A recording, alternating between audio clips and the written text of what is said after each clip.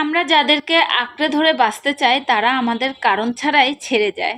শূন্যতা জীবনের এমন একটা স্থান যেখানে একটা মনকে হাজারবার দাফন করা হয়। আসলে মানুষ তার জীবনের মূল্যবান জিনিসটা হারিয়ে ফেলার পর সে তার নিজের মূল্য বুঝে। বড্ড বেশি মন খারাপ হলে দুফোঁটা কেঁদে নিও। তবুও স্বার্থপরদের কাছে নিজের কখনো মন খারাপের কষ্টের বর্ণনা দিতে যেও না।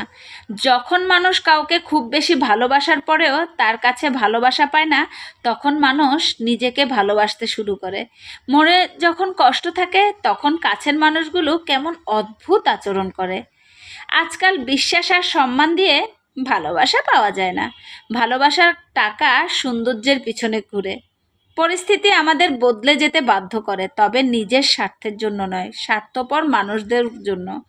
কিছু কিছু মানুষ তার বুকের জমিনে একটা কবরস্থান গড়ে তোলে, আর সেখানে তার ব্যর্থ ভালোবাসার জ্যান্ত দাফন করে। নিজেকে বিক্রি করলে কতটুকুই বা দাম পাওয়া যায়, তার চেয়ে নিজেকে যত্ন নিলে সবচেয়ে বেশি লাভবান হওয়া যায়। আসলে মানুষ হারায় না, মানুষ বদলায়। আর বদলে যায় বলে আমাদের প্রিয় মানুষটাকে অন্য কারোর সাথে ভালো থাকতে দেখা যায়। কিছু মানুষের অভিনয় এতটাই ভয়ঙ্কর হয়ে ওঠে, এরা মানুষের জীবন নিয়ে খেলতে একটু দ্বিধাবোধ করে না।